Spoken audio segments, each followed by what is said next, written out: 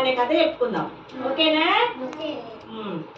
ఒకరోజు ఎండాకాలం, వర్షాకాలం, శీతాకాలం అనే ముగ్గురు వాళ్ళ అమ్మమ్మ గారింటికి వెళ్ళిరట.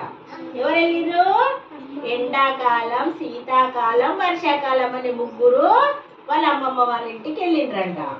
అమ్మమ్మ గారింట్లో కలిశారు. ముగ్గురు ఆడుకుంటున్నప్పుడు వారిలో ఎండాకాలము నేను పిల్లలందరికీ చాలా ఇష్టం. ఎందుకంటే నా కాలంలో పిల్లలకి సెలవులు వస్తాయి అని అన్నదంట. అందరూ వాళ్ళ అమ్మమ్మ వాళ్ళ ఇంటికి వెళ్తారు, ఒకరితో ఒకరు కలిసి ఉంటారు. అంతేకాకుండా నా కాలంలో రకరకాల మామిడి పండ్లు దొరుకుతాయి. నేను చాలా రకాల మామిడి పండ్లను ఇస్తాను. పిల్లలు మరియు పెద్దలు ఎంతో ఇష్టంగా ఇష్టపడతారు. అందుకే నేను వారందరికీ నచ్చే కాలం, నేను గొప్ప అని అన్నదంట. ఎవరు? ఎండాకాలం. ఎండాకాలము నేనే గొప్ప అని అన్నదంట. అంతలో వర్షాకాలం చిన్నగా నవ్వుతూ, కాదు, నీకంటే నేనే ఎక్కువ ఇష్టపడతారు, నన్నే ఎక్కువ ఇష్టపడతారు. ఎందుకంటే నేను వర్షాన్ని ఇస్తాను, దాని ద్వారా అందరూ పంటలు పండిస్తారు. అందరికీ కావాల్సిన నీరు నా వల్లనే వస్తుంది.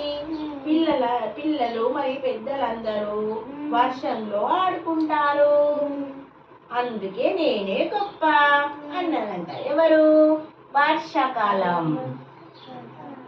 వీరి మాటలు వింటున్న శీతాకాలం అని గట్టిగా నవ్వుతూ, నన్నే అందరూ ఎక్కువగా ఇష్టపడతారు.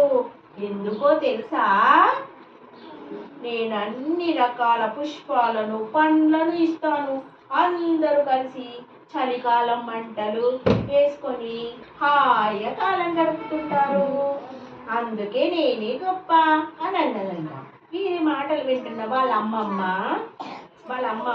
వాళ్ళని దగ్గరికి పిలిచి, మీ అందరూ కూడా గొప్పోళ్ళే. ఎందుకో తెలుసా? మీలో ఏ ఒక్క కాలం లేకపోయినా మనుషులు, జంతువులు, పక్షులు అందరూ ఇబ్బంది పడతారు. అందుకే మీ ముగ్గురు కూడా చాలా ముఖ్యము అని చెప్తూ ముగ్గురికి లడ్డూలు ఇచ్చి ఆడుకోమని పంపించింది. ఇప్పుడు ఎవరు గొప్ప?